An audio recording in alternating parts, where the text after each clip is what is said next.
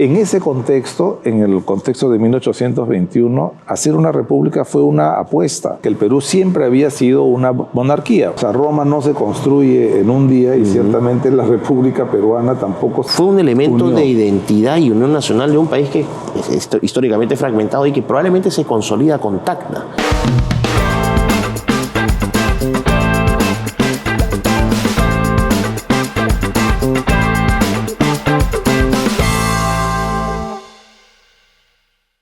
Queridos amigos, ¿cómo están? Soy Miklos Lucas y estamos en una nueva edición de Piensa Más, que ha estado rompiéndola últimamente y estamos muy contentos en esta ocasión. Y yo particularmente muy contento de tener a un gran invitado, pero ante todo un gran amigo, Mauricio Novoa, el doctor Mauricio Novoa. Mauricio es licenciado en Derecho por la Universidad de Lima, con una maestría en Estudios Latinoamericanos y un doctorado en Historia por la Universidad de Cambridge en Inglaterra. Actualmente es decano de la Facultad de Humanidades de la Universidad Peruana de Ciencias Aplicadas. Así que, Mauricio, un placer tenerte aquí, no solamente como invitado, sino, como dije, como un amigo. No, el placer enteramente mío, Miklos. Estoy feliz de estar aquí. Creo que es importante decir que nos unen largos años de amistad. Así es. Una amistad además muy fructífera, Así es. que desde el comienzo se caracterizó por lo que estamos haciendo ahora, que es intercambiar ideas. Así y eso es algo que yo siempre he apreciado mucho de ti y me alegra enormemente poder acompañarte aquí, y estoy además muy agradecido y muy contento de estar aquí. Gracias, Mauricio. Gracias. Igualmente, es un honor tenerte aquí, con un placer también, con mucho cariño, Mauricio, con quien vamos a tratar un concepto muy importante, el concepto de república, ¿no? El Perú es una república. Hay muchas repúblicas, más de 150 países en el mundo se identifican como república. Y si fuéramos a las cuestiones conceptuales, Mauricio, en términos generales, ¿qué sería una república? ¿Por qué se caracterizaría una república? Mira, en realidad, para entender lo que fue una república, cuando nosotros nacemos a la vida republicana, lo primero que hay que entender es que en el mundo en realidad habían, digamos, tres modelos de gobierno en Occidente, ¿no? Las repúblicas que habían existido o florecido en Italia, en las ciudades-estado italianas, que era un modelo en el fondo, digamos, griego, que eran ciudades que se autogobernaban. O sea, del modelo de polis griega. Se autogobernaban, votaba evidentemente una minoría, las personas que, digamos, pagaban impuestos, evidentemente que sabían leer y escribir. Que eran hombres adultos. Hombres adultos. Y que, como te digo, se caracterizó por administrar espacios pequeños, ¿no? A pesar que algunas de esas repúblicas crecieron, como Venecia o Génova, más allá del territorio de la ciudad, por definición se administraban espacios territoriales pequeños. El otro modelo era el reino, las monarquías. Las monarquías, digamos, nacionales, ¿no? Francia es el modelo, digamos, conspicuo de eso. Y en tercer lugar estaba el modelo imperial, que normalmente eran aglutinaciones de varios reinos con sus identidades propias, sus leyes propias, bajo la cabeza simbólica y política de un emperador, ¿no? El modelo de esto había sido Roma. Ciertamente el caso español, con el ascenso de Carlos V, y el modelo de la monarquía austriaca, y después con la unión de la corona húngara, la monarquía austrohúngara. El Imperio Austrohúngaro, efectivamente. Entonces, en ese momento, en realidad, o sea, en 1821, habían como antecedentes cercanos un par de repúblicas, una disfuncional que había sido la francesa. La Revolución Francesa había impuesto un modelo republicano,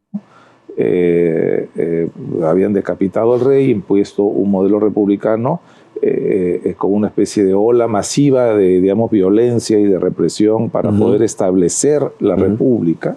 En fin, son harto conocidas el uso indiscriminado de la guillotina, las muertes y masacres a los que se alzaron contra la república en las provincias, lo que se conoce como la Vendée. La Vendée. Tenías una república disfuncional y tenías una república, digamos, en ascenso, que era la república americana. Claro, que era Estados Unidos. Las 13 colonias se habían organizado, habían establecido un modelo republicano con mucha autonomía entre los estados, las colonias, digamos, que hoy día son los estados de Estados Unidos, las 3 iniciales, y el resto del mundo eran, digamos, monarquías o imperio. Entonces, en ese contexto, en el contexto de 1821, hacer una república fue una apuesta. Fue una apuesta, digamos, es como ganar una especie de trifecta en Monterrico. O sea, era muy poco, no había en ese momento repúblicas que tú pudieras decir que habían sido funcionales, salvo la americana, que tenía muy poco tiempo. Entonces hay una apuesta para eso, y por eso San Martín, que era un moderado, que era alguien que había sido testigo del alzamiento popular contra los franceses y cómo las turbas se habían ido contra las élites españolas que apoyaron, o en todo caso no se opusieron a la invasión francesa, a la invasión de Napoleón Bonaparte, y cómo en la desesperación hay este levantamiento popular. Él fue testigo de cómo matan a su jefe, el capitán general de Cádiz, que lo mata una turba, es como un linchamiento. Él es testigo de este linchamiento. Entonces, San Martín no quiere una revolución, no quiere sobresaltos, no quiere linchamientos, no quiere un alzamiento, no quiere un desborde. Entendía los riesgos de generar una república de la nada. Entonces, el modelo que él prefiere y que escoge es establecer una monarquía constitucional. Entonces, esto además era algo que estaba empezando a funcionar en Brasil.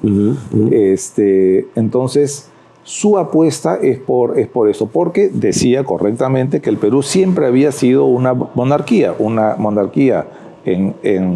antes de los incas, ciertamente durante los incas y durante el virreinato, en donde el Perú fue un reino asociado a la monarquía hispánica. Éramos igual que Aragón, que Castilla, que León, que Galicia, y que además, por ejemplo, Nápoles, las dos Sicilias, Nápoles y Sicilia eran un reino.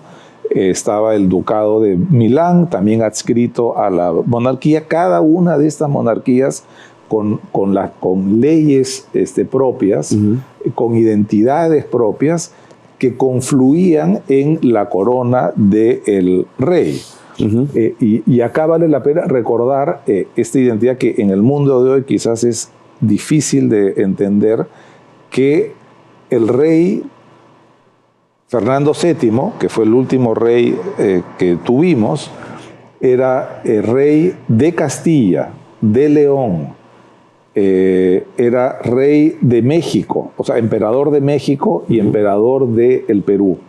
Las 2 Sicilias ya se habían separado, pero Carlos III, por ejemplo, su abuelo era rey de Nápoles, rey de Sicilia, rey de Castilla, de León y emperador de México y del Perú. Es decir, eran reinos con identidades separadas. Las leyes que se aplicaban en el Perú eran distintas a las leyes que se aplicaban en Nápoles o en Castilla o en Milán, o en su momento en Holanda, que también estuvo bajo la monarquía española. Muy interesante, y creo que sería bueno, voy a aprovechar todo este conocimiento que tú tienes, sobre todo porque la idea es hablar del concepto de república, caso peruano, ir acotando también unas definiciones. Entonces, sobre la base de lo que ha dicho Mauricio, el Perú surge como república, o este experimento republicano surge en un periodo donde las repúblicas en realidad eran modelos no probados, estaban recién surgiendo. Salidas de imperios, de monarquías. Entonces, San Martín entra con ese freno, con esa precaución. Definir entonces la idea de república, de res pública, ¿no? De asuntos públicos, ¿no? La república es un sistema donde tienes representantes políticos a partir de elecciones. Son modelos donde se exalta supuestamente la virtud cívica, donde se le pide a los ciudadanos que antepongan el bien común a los intereses privados, cosa que hoy vemos también una enorme dificultad en consolidar repúblicas porque es todo lo contrario. Y muy importante también para el concepto de república, ¿no? El imperio de la ley, el Estado de Derecho. Eso también es clave para una república y habría diferentes tipos de repúblicas. Tendrías repúblicas presidencialistas, como el caso peruano, el caso de Estados Unidos, el caso de México, repúblicas, vamos a decir, parlamentarias, el caso de India, Hungría, ¿no? Alemania, donde tienes un presidente que es básicamente decorativo. Tendrías también repúblicas federales, Brasil, el caso de Nigeria, que son, ¿no? Hay división entre el gobierno central, pero también las regiones tienen poder y cierta autonomía, así que hay distintos modelos de república, y en el caso peruano, yo ya adelanté, ahora somos una república presidencialista, pero eso en ese momento todavía ni se sabía. Vamos a regresar entonces 1821 con estas definiciones, Mauricio. ¿Qué sucede entonces finalmente? Mira, el gran debate que se da, y el gran debate en el fondo de la república, cuando tú constituyes una república, que fue el gran debate en la Revolución Francesa, por ejemplo, es si la república está constituida, o sea, y aquí es importante entender cómo operan las ideas. Y como tú bien sabes, las ideas de las cosas que tenemos hoy no son las ideas de las cosas que teníamos hace 50 años, las percepciones hace 100 o hace 200 años. Entonces, la precondición, y aquí es donde empieza a operar estos, digamos, experimentos contra la realidad que son muy propios, digamos, del siglo XVIII en adelante. Las utopías. Lo primero que tienes que definir es qué es una nación, es decir, la precondición de la república es que exista una nación. Me estoy refiriéndome al siglo XVIII, que es el modelo francés, ¿no? Entonces, que fue el modelo que finalmente empezamos nosotros. Y para la gente que nos está viendo, ¿cómo se definiría entonces esta nación? ¿Qué es una nación? La nación es algo que, digamos, paradójicamente, una cosa que parece tan fría, viene en realidad de las ideas románticas. Cuando los países, cuando cae el Sacro Imperio Románico, que es básicamente lo que hoy día es Alemania, con un poco de Austria. De hecho, lo disuelve Napoleón, ¿no? Claro. Se inicia con Carlomagno en el 800. Exacto. Y termina 1000 años después. Exacto. Con 1807 creo que lo disuelve Napoleón. Entonces, eso, por hacer esto simple, genera todo desmoronamiento de algo, genera una búsqueda de otra cosa. Entonces empiezan a buscar lo que hoy día entenderíamos como identidades nacionales, es decir, ¿qué te hace alemán? ¿Qué te hace austriaco? ¿Qué te hace húngaro? ¿Qué te hace peruano? ¿Qué te hace peruano? ¿Qué te hace francés? Entonces eso viene, que es algo que se evidencia ya con la caída del Sacro Imperio Romano Germánico, pero es una especie de búsqueda de estos elementos que te aportan una identidad común, que te unen, digamos, ¿no? Entonces por eso que la música, por ejemplo, el paisaje. Claro. El paisaje es algo típico. No, me refiero al paisaje en la representación del arte. Es una representación como del territorio. ¿Te das cuenta? Este paisaje es propio del Perú. Claro. Este paisaje es propio de Alemania. Claro. Esta exaltación. Y lo otro, como el ceviche, es la búsqueda de signos que sin necesariamente ser peruanos, porque también hay ceviche en México. Exacto. Que el nuestro sea más rico no hace que en México no exista ceviche. Así es. Es esta búsqueda por los signos que te elementos que brinden una identidad, como entonces en términos ultra sencillos, entonces seríamos peruanos porque compartimos un idioma, un territorio, una creencia, ¿no? En su mayoría somos cristianos. Exacto. Unas católicos, creencias, unas costumbres. Ceviche, papa la huancaína, San Bocavero. Exacto. Amazonía, rojiblanca, la selección peruana de fútbol, que es un desastre. 3 regiones, por más regiones, que efectivamente. Eso. Entonces, esos son los elementos en común. Entonces, y eso tú te das cuenta porque estas repúblicas tienen que tener símbolos que te unan. Entonces, normalmente, como es el caso peruano, lo que se escoge para representarnos es lo material, esta cosa, o sea, es la cornucopia, que son los minerales, el árbol de quina. El árbol de la quina y la vicuña. Y la vicuña, efectivamente. Entonces son cosas, eso es peruano, ¿no? En Ecuador me parece que ese es un río, o sea, se escogen elementos concretos para identificar. En Chile. Exactamente. ¿No? Entonces, el caballo venezolano, que mira a la izquierda. Cosas, digamos, concretas. Y es la época en donde surgen los himnos nacionales, porque en la época de Carlomagno no había himno nacional. Claro. En los reyes medievales no tenían himnos nacionales. Probablemente tenías escudos, banderas. ¿no? Otro tipo de cosas, pero esta cosa de la canción nacional, y de hecho muchos himnos, si tú ves las partituras originales, nacen como Canción Nacional de Chile, Canción Nacional de Venezuela. ¿Te das cuenta? Y después se eleva. Entonces, en esta búsqueda tú dices, ya, perfecto, esta es mi gente, digamos, este es mi territorio, estas son mis características y esta es mi gente, perfecto, que son los ciudadanos. Ahora, el gran debate en la República es perfecto. Si la República, quienes van a gobernar la República, tienen que ser elegidos por ciudadanos, ya sabemos que esos ciudadanos, por definición, tienen que haber nacido en ese país. Entonces, ¿quiénes son? ¿Son todos? Entonces, ahí es donde empieza esta construcción republicana, que es, otra vez, es una apuesta sobre un ideal, pero no desprovista de problemas. Claro, y problemas serios. Problemas serísimos. Estructurales, en realidad. Entonces, ¿quiénes son los que pueden decidir? Y lo que ocurrió en el Perú, como en todas las repúblicas inicialmente, es que solamente podían elegir los que pagaban impuestos. Entonces tenían que ser, como dijiste al comienzo, hombres que pagaban impuestos.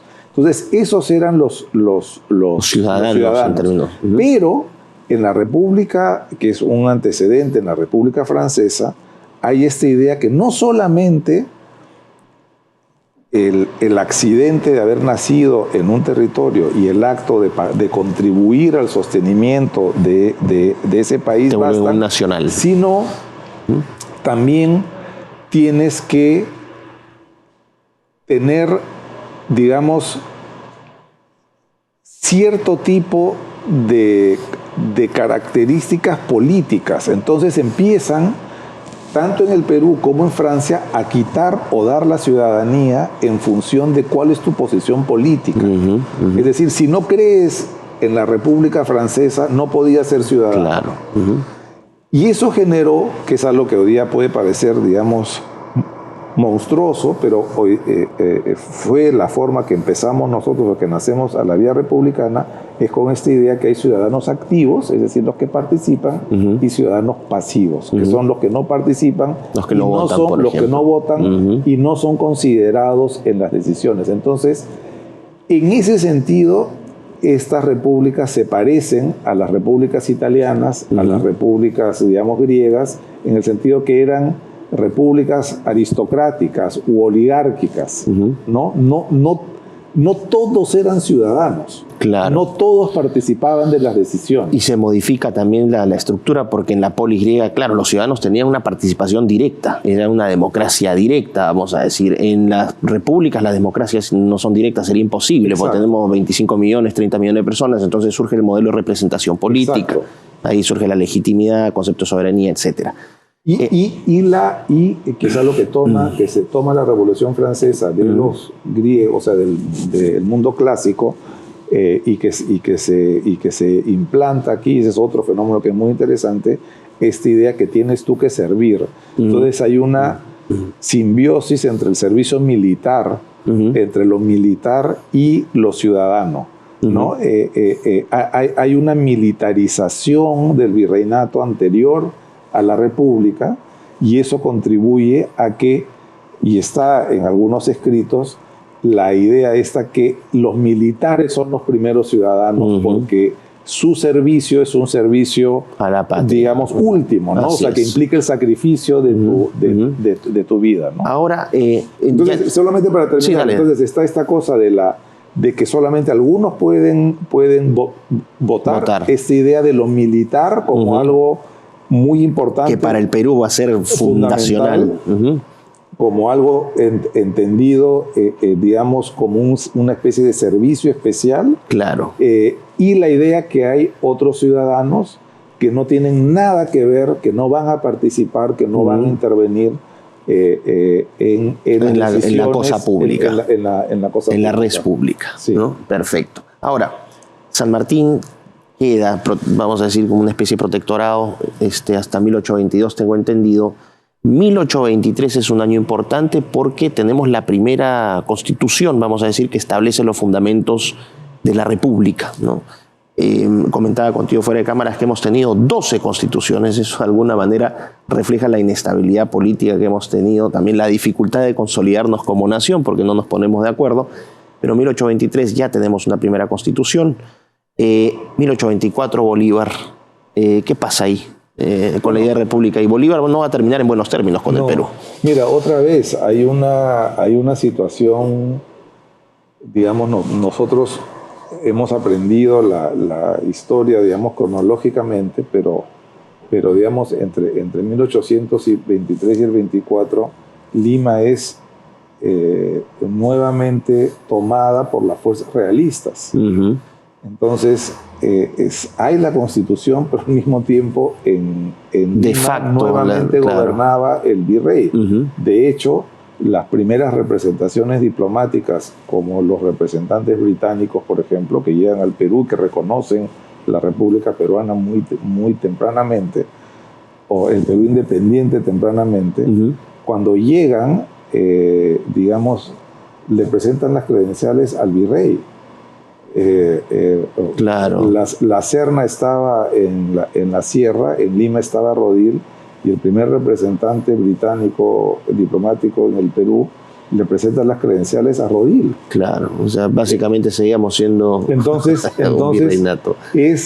O sea, hay una, digamos, nada, o sea, Roma no se construye en un día, y ciertamente la República Peruana tampoco no es que en 1821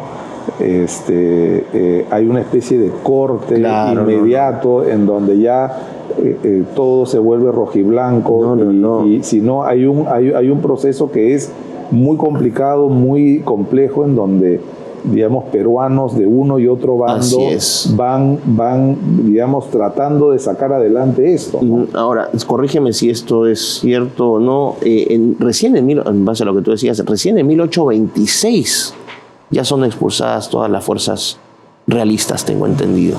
Sí, es como un proceso. No, entiendo que es un proceso, porque pero también Bolívar emprende empieza con Monteagudo, o sea, uno de los temas problemáticos de la independencia peruana, a diferencia de la brasilera, por ejemplo, o la de Estados Unidos, es que otra vez se actúa en términos revolucionarios, es decir, revolucionarios como la Revolución Francesa. Entonces empiezan a expropiarse propiedades, empiezan a declararse, digamos, a quitar de sus posiciones, expulsar a peruanos que apoyaban la causa realista. No es un proceso como de conciliación, es decir, es un proceso con un Perú profundamente dividido, en donde especialmente, digamos, en donde la lógica de San Martín fue tener algo más o menos conciliado a través de esta monarquía constitucional. Él escoge un candidato británico para ser rey. ¿Quién fue para el ser escogido? emperador? Fue Leopoldo, que después fue Leopoldo de Bélgica. El famoso... No, Leopoldo I. Ah, porque el del Congo, no. El del Congo viene a ser que su nieto. Es el hijo, me parece. Es el hijo, claro. El hijo o el nieto, quizás, no sé. Okay. Pero no, Leopoldo, que es otra historia, otra historia que en sí misma es muy interesante y revela, digamos, las complejidades de ese mundo. O sea, San Martín propuso a Leopoldo.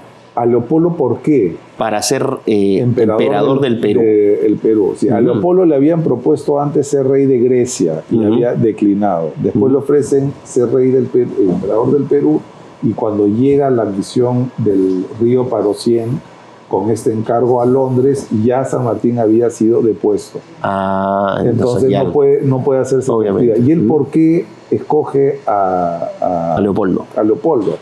Porque él pensaba que necesitábamos nosotros estar aliados con Inglaterra para tener cierta autonomía al inicio de la vida independiente. Claro, porque España e Inglaterra siempre han mantenido tensiones militares, políticas. Entonces, y además, como se sabe, el Parlamento mexicano le había ofrecido la corona a Fernando VII, que en ese momento estaba exiliado, para que asuma él como emperador de México, y eso no había funcionado. Entonces San Martín, y después está el experimento de Iturbide. Bueno, que en México sí, de hecho, claro, Maximiliano fue emperador. Luego de eso, pero luego de la independencia no se designa, digamos, a Agustín de Iturbide como emperador. Y eso tampoco funciona. Entonces, San Martín, para asegurarnos algún tipo de independencia frente a España, escoge a este candidato que en ese momento era viudo de la princesa de Gales. Entonces era un belga, era un alemán, era Sajonia-Coburgo-Gotha, que había peleado las guerras contra Napoleón, es decir, un veterano de las guerras de Napoleón, de esta casa, digamos, principesca alemana.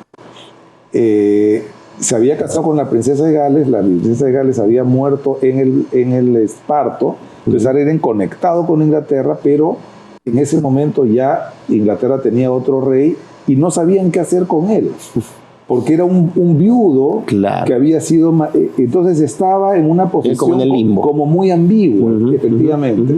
Entonces hubiera sido el candidato en ese sentido ideal, porque estaba vinculado con Inglaterra, pero no era inglés. Y se hubiese podido dedicar vamos a decir, a regir ese nuevo imperio. Entonces, en fin, eso falla, y el modelo que escoge Bolívar, por eso que fue alguien que no fue querido en el Perú, es esta idea de la revolución total. Claro, o sea, esta cosa maximalista, muy inspirado en los ideales de la Revolución Francesa. Muy inspirado. Y muy radicalizado, porque la historia lo recuerda ahora como un tipo, ¿no?, de mundo y todo, pero Bolívar era un tipo radical. Radical. Y por eso no fue querido. Y vota. De hecho, es expulsado del Perú. Claro, es expulsado del Perú, y porque además emprende esta, obviamente, como tú lo has dicho, esta política radical.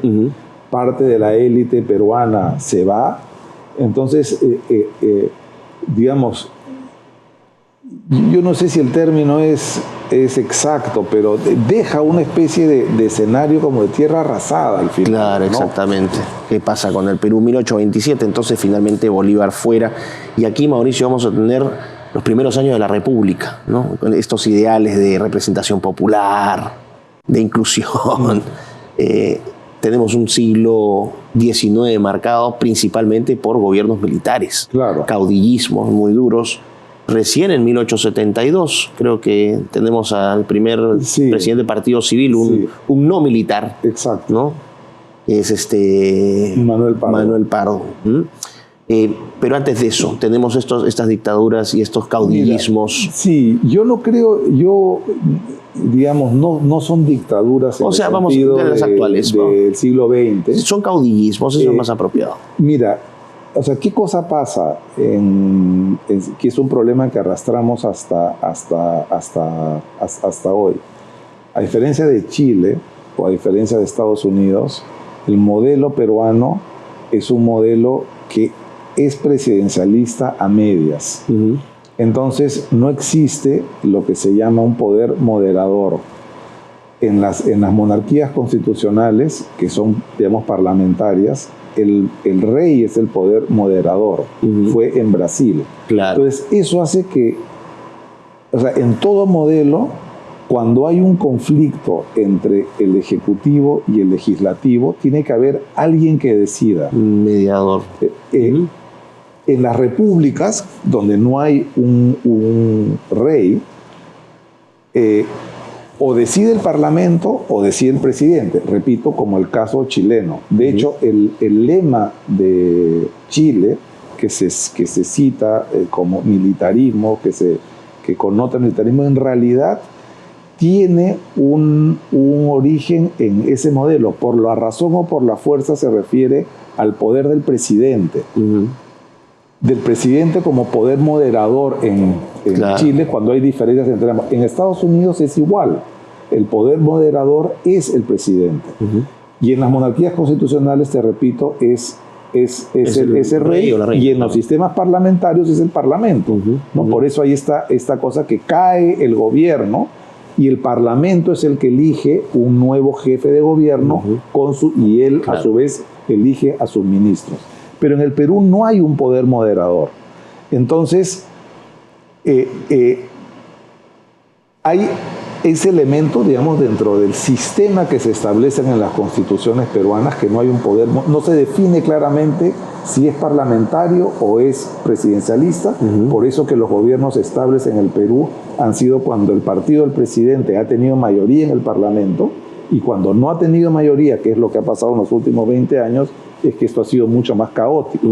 Entonces hay ese elemento, y el otro elemento, que es un elemento histórico aplicable a todo el continente americano, es que el Parlamento, mira, todo país tiene lo que se llama una constitución, digamos, legal y una constitución histórica, es decir, las formas como te has organizado tradicionalmente para, digamos, llevar a cabo el despliegue del Estado y el funcionamiento del Estado.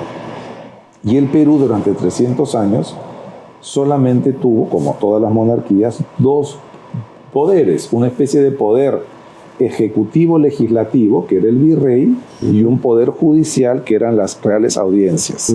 El ejercicio del voto en el Perú estaba limitado solamente a los municipios, a los cabildos. Entonces, el Parlamento fue una especie de elemento ajeno, fue una especie de ovni, de algo que había venido sin tener ninguna raíz histórica en el Perú. No hay antecedentes, no es como el caso, digamos, británico, que desde la Carta Magna se establece un parlamento donde los varones están representados. En el Perú no hay, en general. En Francia había como parlement donde se juntaban de veces, pero no era una institución estable, ¿no? Claro. Y esta anomalía es la que termina generando los problemas de gobernabilidad que, si quieres, vivimos hasta el día de hoy. Claro. O sea, un problema entonces fundacional de lo que tú estás hablando, el problema de institucionalidad, de trayectorias históricas, el famoso copy-paste que siempre trae problemas porque se dice, si en Francia funcionó, vamos a hacerlo acá, y no funciona porque no hay una cultura dentro de esos modelos institucionales. Es decir, el Perú nace con varios problemas entonces, ¿no? Y aquí habría que agregarle otro que a veces no se comenta mucho, pero que es cierto, es decir, el concepto de identidad nacional estaba bastante disgregado en realidad, porque no se sabía si aún éramos los criollos eran más de España, eran de acá, tenías la cuestión indígena también, geográficamente, claro, dices Chile, bueno, Chile es una tira, pero Chile es planito, más o menos, ¿no? Hasta Puerto Montt, ahí se corta un poquito. Estados Unidos es todo planicie hasta las montañas rocallosas, el tema de infraestructura es más fácil, pero nosotros somos un caso aparte. Una geografía satánica, una geografía, porque tienes una costa que será pues 150 kilómetros, 180 kilómetros, y después, plum, te vas para arriba. Y son dos planetas distintos, y ese planeta Sierra es distinto al planeta Amazonía. Entonces tenemos esta fragmentación geográfica que también se une, es como una especie de chocolatear dificultades, ¿no? Para tratar de armar este país. Es una buena definición, y esa y ese tema geográfico, me parece, ha significado, creo que fue López Soria que decía, López Soria de la UNI, que decía que el Perú había tenido dos tipos de presidente, ¿no? El presidente abogado y el presidente ingeniero. Y el presidente ingeniero básicamente lo que había tratado de hacer es unir esta geografía satánica. Pero sí, y eso es cierto.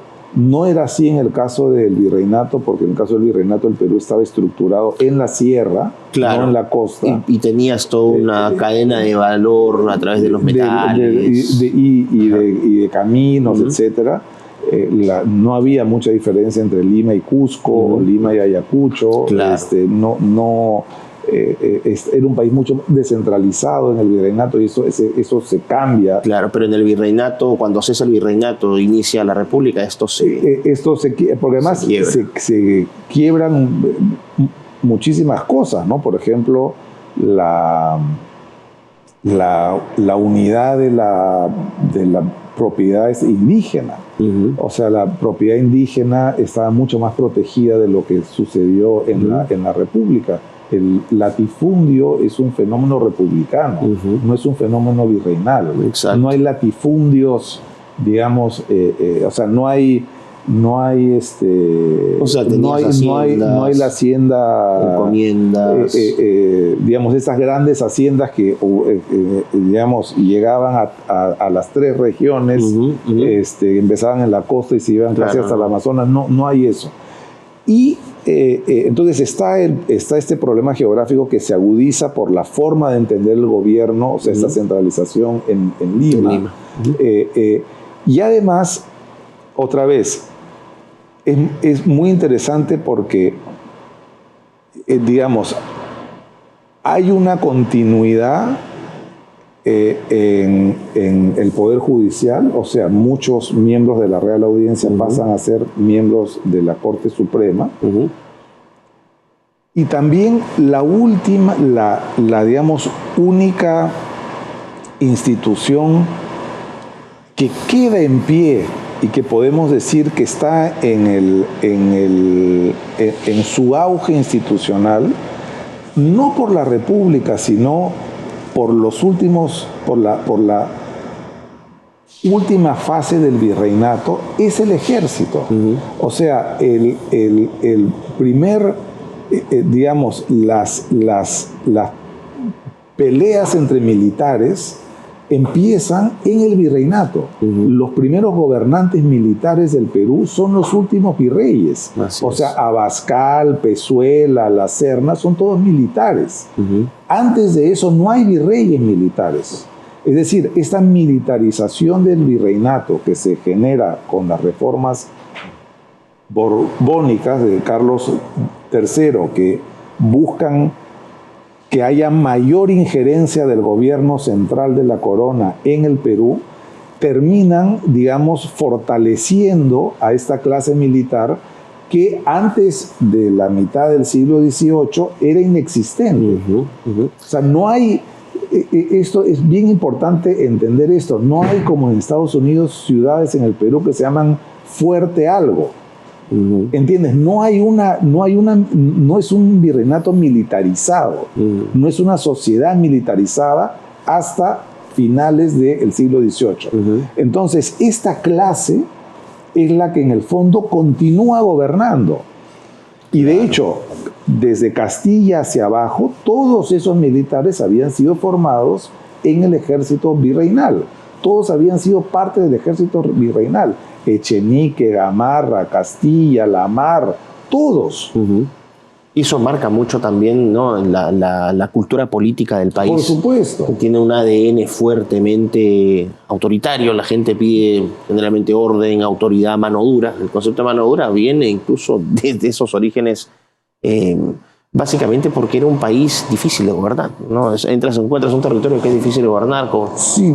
Fíjate que no es tanto, yo no creo, Miklos, que sea tanto un tema como de mano dura, porque esos no son militares del siglo XX. Sino no, pero me refiero a la cultura de mano militar y la mano militar de control, de dirección. O sea, hay obviamente una especie de conducción central, pero son, como dice Cristóbal Alcovín en su gran libro, que es Caudillos y Constituciones, es que son militares constitucionalistas. O sea, yo creo que hay que entender el siglo, cada vez estoy más convencido que hay que entender el siglo XIX, no como una especie de militarismo, o ciertamente no como un militarismo como fue el militarismo del siglo XX, sino como peleas entre partidos políticos, entre comillas, militarizados. Protopartidos políticos. Esos fueron estos grupos de militares, es decir, estas unidades militares que se pelean una frente a otras y que se pelean no en una guerra de exterminio, para el control político. Entonces, el poder moderador termina siendo el ejército, porque era el ejército en estos bandos que otra vez que no llegan a ser guerras civiles, porque no es una guerra total, sino estos bandos de militares que cuando hay algún problema de diferencia entre parlamento y ejecutivo, alguna crisis política, termina resolviéndose militarmente. Claro. Ahora, vamos a decir entonces siglo XIX marcado por estas disputas militares, 1872 partido civil, primer presidente civil. Entramos sin profundizar en el tema de la guerra del Pacífico, ¿no? 1879-1883.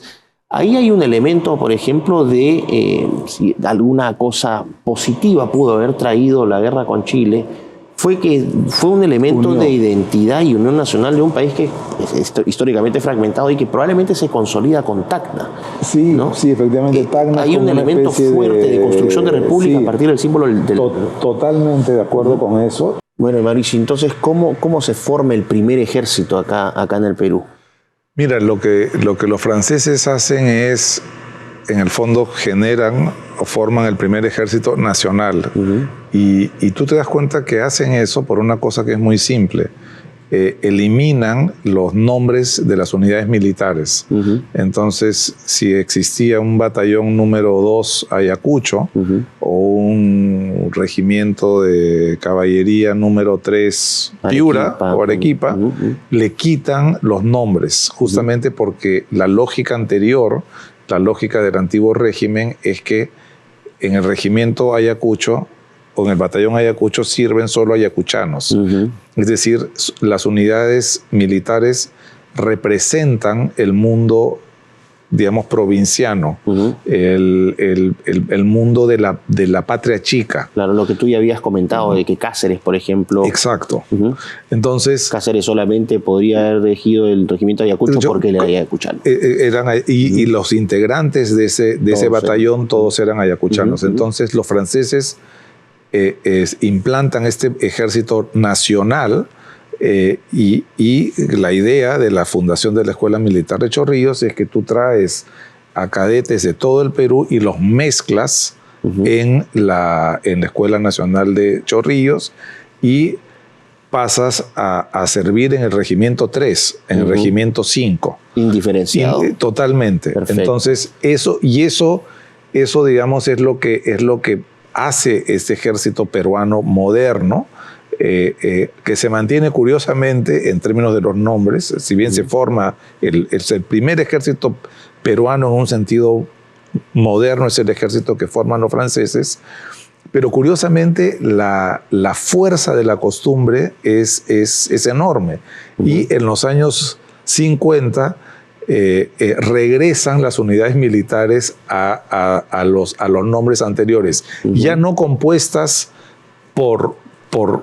con nacionales de esas provincias, pero regresa el nombre, lo cual también te indica cómo... El progreso, ¿no? Del concepto de nación. Y cómo la costumbre es fuerte, cómo hay una identidad regional fuerte. En el Perú fuerte, ¿no? Pero también algo interesante, porque se reconoce Ayacucho ya no solo como un patrimonio de los ayacuchanos, sino que otra persona, otro peruano de otra parte, se va a sentir en casa también. Sí. De alguna u otra manera, en un regimiento que no sea el suyo. ¿No? Sí.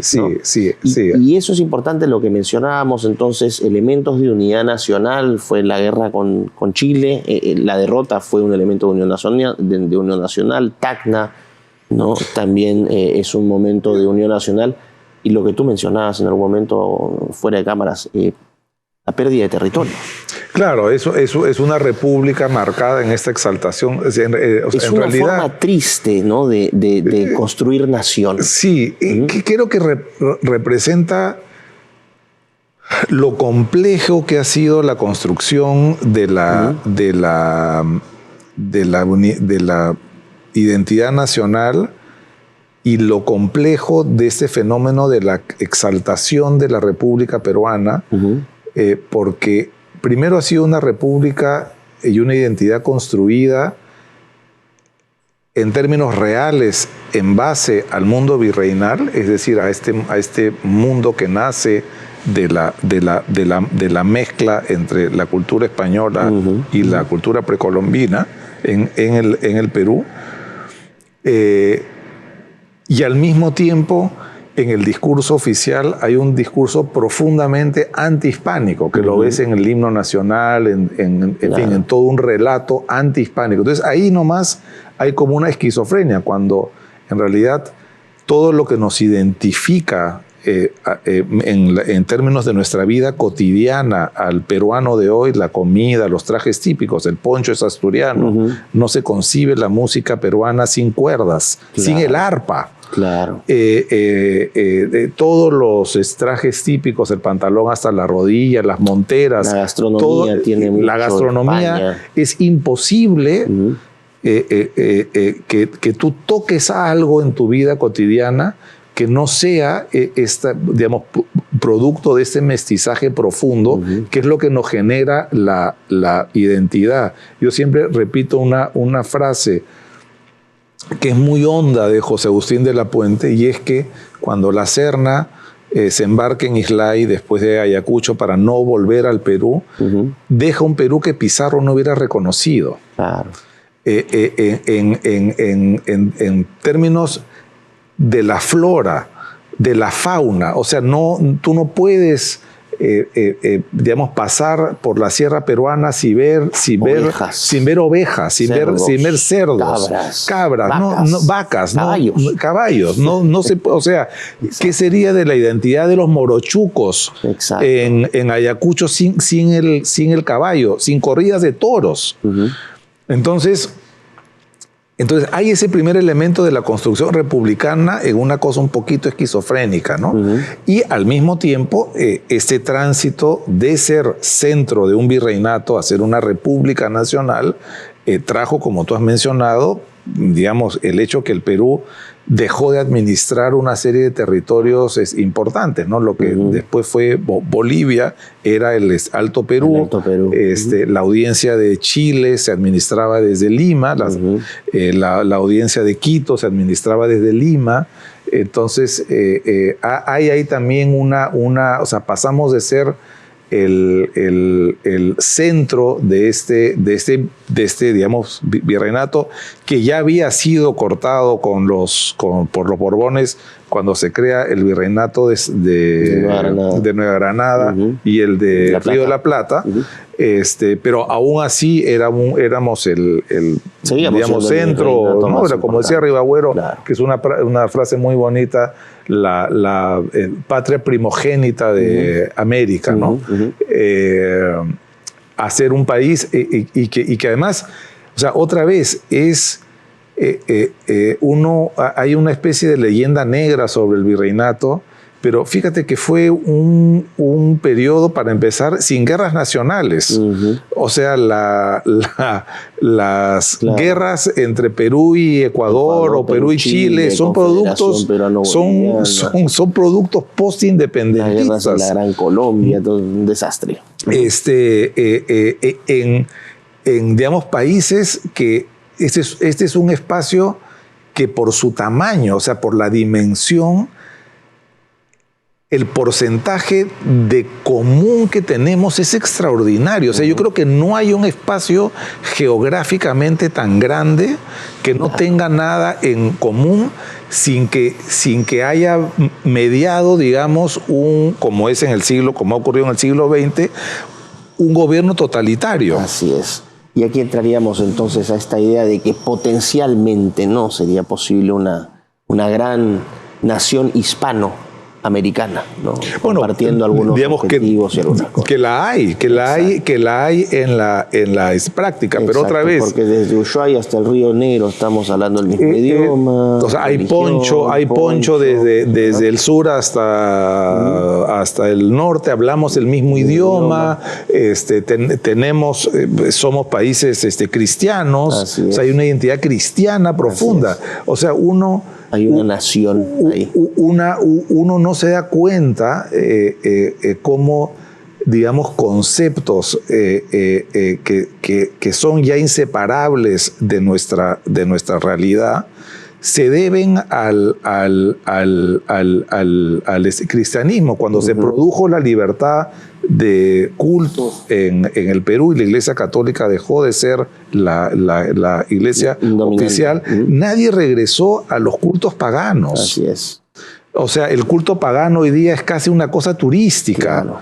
Tienes todas estas denominaciones evangélicas. Que mantienen estos ideales cristianos de la justicia, la caridad, la solidaridad. Piedad, entonces, eso yo creo que es un fenómeno que es extraordinario y que a veces, por estarnos mirando al ombligo y ver nuestros propios, en fin, nuestras particularidades, no estamos viendo el rasgo mayor común. Mira, es una cosa de orgullo para todo peruano en esta idea, independientemente de la fe que profeses, el hecho que, otra vez, desde la Catedral de San Patricio hasta la Iglesia de la Recoleta en Buenos Aires, hay una imagen de Santa Rosa en Lima.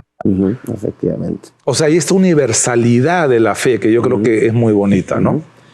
Bueno, Mauricio, vamos a ir a una primera pausa aquí en Piensa Más. Ya estamos regresando con el concepto de república acá en el Perú. Ya nos vemos acá en Betel Televisión y Betel Noticias.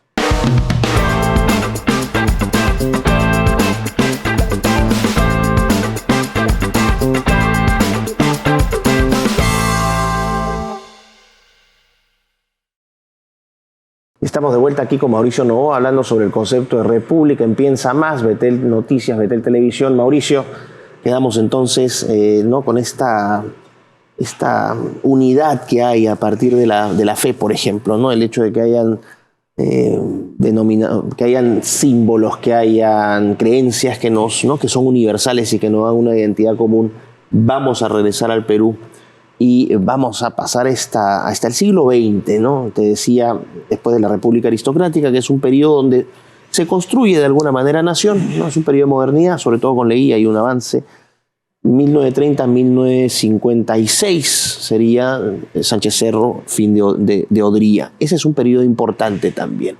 ¿Por qué es tan importante para la consolidación del concepto de república o para el concepto de república en el Perú esos 25, 26 años? Bueno, en realidad hay varias cosas, ¿no? Yo creo que la principal es que en la época de Leguía básicamente se cierran las fronteras. O sea, creo que si nosotros partimos desde donde hemos iniciado esta conversación, que es esta idea de hacer en el Perú una república nacional, y la nacionalidad implica, por definición, unas fronteras. Y yo creo que el esfuerzo, digamos, más sostenido por cerrar nuestras fronteras, en fin, críticas más, críticas menos, es un digamos, proceso que termina con Leguía. Si me permites brevemente, saliéndonos un poquito del tema, pero con un comentario muy breve, ¿por qué la historia del Perú ha sido tan injusta con un personaje como Leguía? ¿Crees que ha pasado? ¿Por qué hay tanta... Mira, yo creo que hay muchas razones. Quizás la gran influencia uno de ellos sea la gran influencia en nuestra élite del partido civil, ¿no? La élite peruana estuvo marcada por la lucha, por su identificación con el partido civil, porque además el partido civil que genera Manuel Pardo fue en su momento un esfuerzo titánico por también modernizar el país, por desmilitarizar el país, por crear instituciones, por esta idea, digamos, por ejemplo, de la Escuela de Artes y Oficios, ¿no? Generar esta digamos, industria, ¿no? Entonces, quizás, digamos, pueda ser ese uno de los factores, ¿no? ¿Sería preciso decir que hay paralelismos entre Leguía y Fujimori? Hay enormes, ¿no? Y esta idea también o sea, como que Leguía fue el Fujimori de su época. Fue el Fujimori de su época, y esta idea también que ocurre con los políticos, y es de no siempre entender cuál es el fin de tu ciclo político, ¿no? Que es muy difícil desde el poder, ¿no? Y que resalta algo también esta idea de que no es una idea, que en realidad es una realidad triste, pero por ejemplo las élites en el Perú no han estado tan comprometidas, por ejemplo, con la construcción del concepto de república o de patria, por ejemplo, como las élites en Chile, donde sí tienes una... Hasta los años 50, 60 yo te diría que sí. Yo creo que había mucha más participación en política. Y lo ves por la participación de las élites en las Fuerzas Armadas. Y ese fenómeno termina, me parece a mí, en los años 40. O sea, fíjate que ya hay rezagos de eso. Fíjate que incluso en el gobierno de Velasco había un general Benavides, había un general Montañe, en la Marina ciertamente, han habido graus en la Marina hasta los años 90. Entonces sí, yo creo, claro, digamos, obviamente eso ha ido... Pero fíjate, hay una historia muy bonita que me contó Víctor Andrés García Belaúnde, que es mi suegro, como tú sabes, sobre las fronteras. Y él cuenta que cuando le dan el golpe a Leguía, se le acerca, el Perú había firmado el Tratado del 29, cerrando probablemente el capítulo más doloroso, fronterizo del Perú, porque eso ha sido un trauma. Porque hemos tenido problemas limítrofes en realidad con todos. Con todos, pero el chileno pues ha sido el más difícil, como tú bien has señalado. Tacna pues tiene un lugar especial.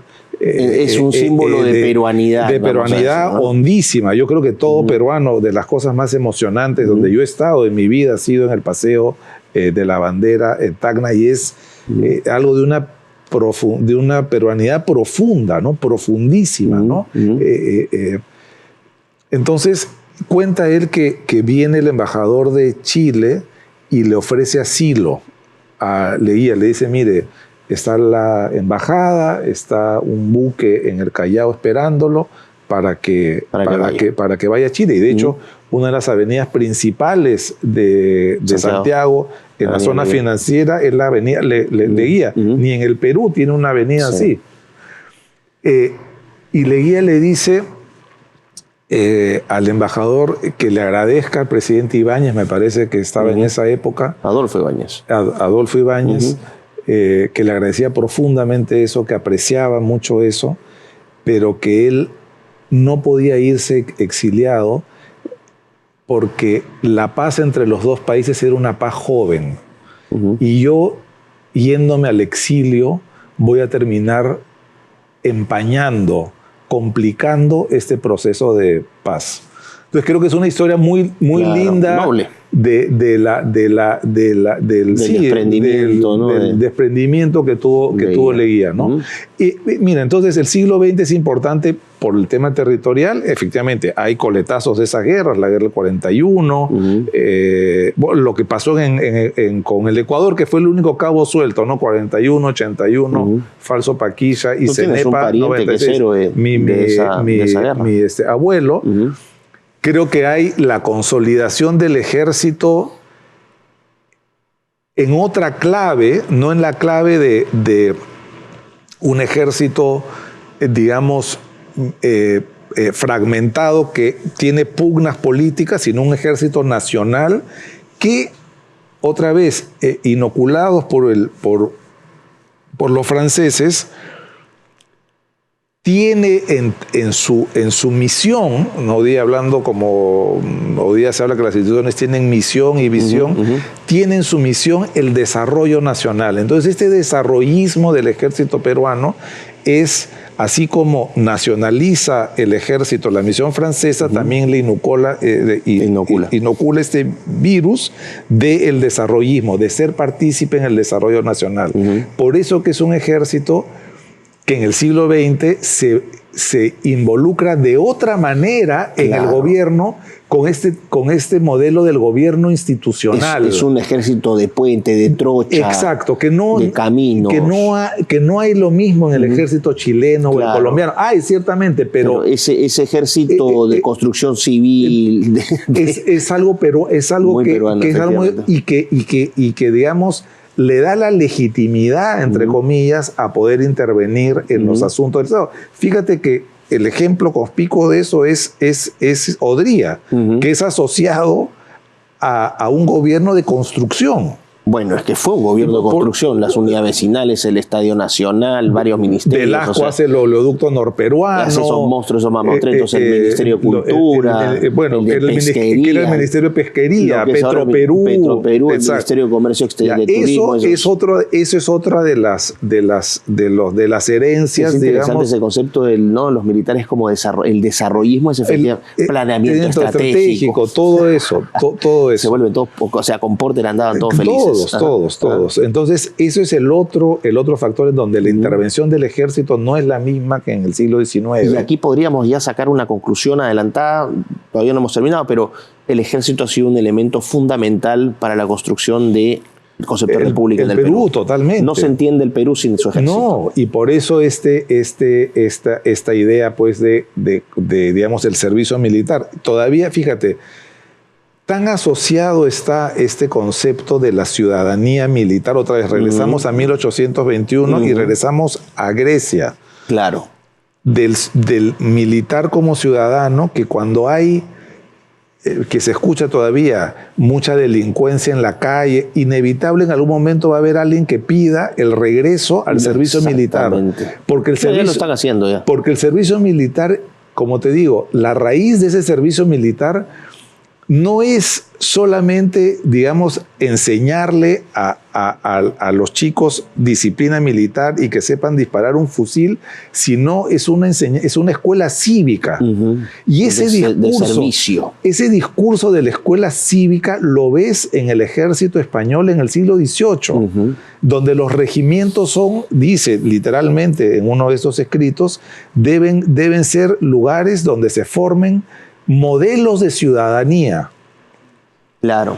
Ahora, Mauricio, considerando esta importancia, entonces, y ya como para ir cerrando, porque es un tema tan amplio que puedes hablar de construcción de nación y de patria y de república a través del arte, por ejemplo, que es una forma también de identidad, de música, de otro tipo de expresiones, pero vamos a cerrar con el caso del ejército. ¿Qué significa entonces el terrorismo? Vamos a decir, el informe de la Comisión de la Verdad y la Reconciliación, que afecta seriamente a un elemento que uno identifica con la república, con la patria, que es el ejército.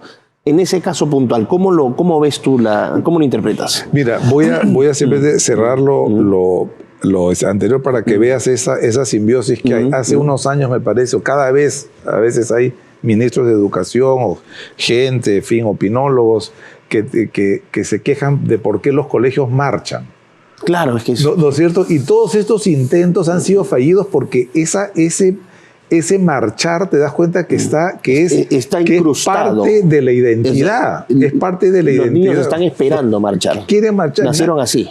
Entonces, esta idea, además, no solamente con marchan... la banda. No, escúchame, no solamente marchan, y tú lo ves en 28 de julio, no solamente marchan los chicos del colegio, sino todos. Las enfermeras, los de defensa civil, todos quieren marchar. El entrenador del equipo de fútbol, todos quieren marchar. Entonces hay una identidad. Mira, el caso del terrorismo claramente, digamos, representó esta impronta de las ideologías marxistas de el siglo XX, ¿no? O sea, sin, digamos, se habla mucho en ese discurso, lo cual además es en sí mismo una lógica marxista, esta idea que son las condiciones sociales las que generan estructura y superestructura. El tema de la estructura, lo que genera el, digamos, terrorismo, y te das cuenta que claramente lo que hizo es, igual que donde hubieron estos regímenes, era una especie de líder, digamos, iluminado, entre comillas, mesiánico, la cuarta espada del que comunismo, quiere implantar eso. Por eso que no hay un Abimael, o sea, en Ecuador no hay terrorismo, no porque la situación social haya sido mejor que en el Perú, sino porque no hubo un Abimael Guzmán. Y es un indigenismo mucho más militante el ecuatoriano, ojo. Claro, peruano, mejor organizado. Claro, igual que en Bolivia. O sea, no hay en Bolivia terrorismo porque no hubo Abimael Guzmán. No hubo Mesías, o sea, efectivamente. Entonces, eso y fue, digamos, un intento por digamos, como lo fue en Bulgaria y en la Unión Soviética, Camboya en Camboya, por deconstruir, otra vez otro término marxista, digamos, el Estado peruano como una especie de Estado, digamos, decadente, que no servía para nada, que no cumplía con los servicios públicos, que era verdad también. Sí, pero, o sea, no era pero para implantar una dictadura del digamos, proletariado. Para cerrar ya, para el cierre así en un minuto máximo, minuto y medio, ¿cómo vamos? ¿Hacia dónde? ¿Qué nos queda como república en este momento actual? Obviamente es una pregunta muy abierta, pero es vamos a decir, una reflexión no académica, sino personal. Sí. Mira, yo creo, y te agradezco la pregunta, yo creo que estamos, para los que ya tienen nuestra base, digamos, como se dice, estamos como en el año 88.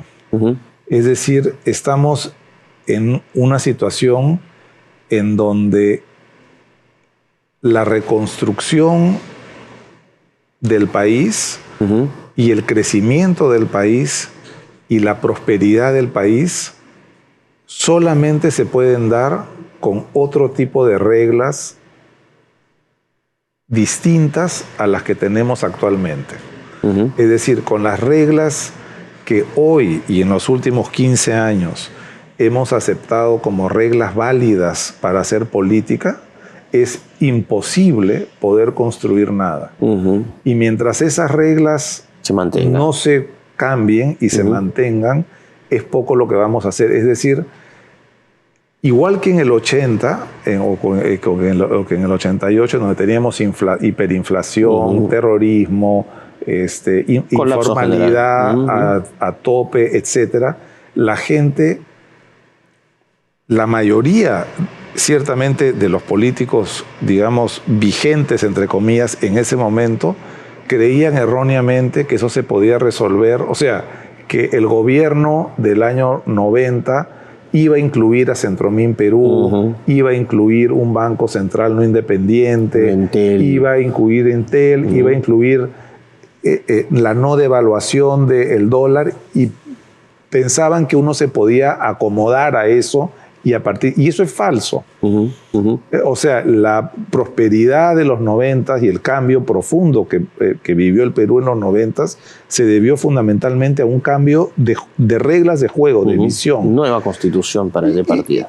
Y aún sin la constitución, yo creo, pero esta idea que está muy vigente en la esfera política, y me refiero a esto, o la esfera, digamos, del mundo público en el Perú, que incluye opinología, prensa, políticos, etcétera, que tú puedes, por ejemplo, al mismo tiempo mejorar la seguridad en el Perú y al mismo tiempo cuestionar cada compra de patrulleros que se haga, es insostenible. Es algo que es insostenible. Así es.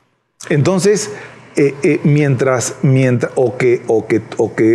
o esta superstición que hay en el Perú, en la esfera pública, que un ministro es políticamente responsable por lo que pueda hacer el encargado de la seguridad absurdo. De un ministerio. No, es absurdo. O que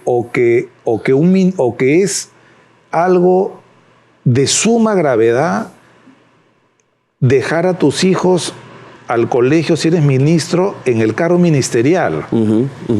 ¿Entiendes? Esos conceptos que lo único que generan es, digamos, la corrosión de cualquier estabilidad y que se han convertido en un arma fundamentalmente para destruir rivales políticos, es un sistema insostenible. Insostenible. Claro. Así es. Entonces, y yo no veo honestamente a ningún candidato que esté viendo las cosas con nuevas ideas. Todos están pensando que pueden resolver las cosas con el actual marco, digamos, legal, político, no lo que sea. Y no es posible. O sea, no es posible. Pensar que es posible es tan iluso como pensar que en los 90s hubiera sido viable todavía tener Centromin, el Banco Central de esa manera, no devaluar, tener 5 cambios, dólar MUC, etc. Bueno, no es un cierre muy optimista, nos llama la atención, ¿no?, qué es lo que podríamos hacer. Este tema de la criminalización de la política, que eso es un comentario personal, yo asumo responsabilidad por este comentario, gracias a la caviarada que empezó a perseguir gente después de la caída del régimen de Fujimori, criminalizó la política. Hoy todos los presidentes están presos, todos, ¿no?, o con juicios. Eso no es normal. Es precisamente lo que señala Mauricio, ¿no? Tenemos que cambiar esa mentalidad de criminalizar por cualquier tontería la política. Finalmente, a partir de eso también se construye república. Así que, Mauricio, ha sido un placer tenerte en este programa. Espero que lo hayas pasado muy bien. Muy bien, estoy encantado. Muchas gracias. Muchísimas gracias. Amigos. Y a todos ustedes ahí en sus casas, sigan sintonizando Piensa Más, que terminó resultando un programa y que cuenta con su apoyo y con la audiencia del respetable y querido público que nos acompaña en cada edición. Así que un fuerte abrazo. Ya nos vemos en BT Noticias, BT Televisión. Piensa Más. Hasta la próxima.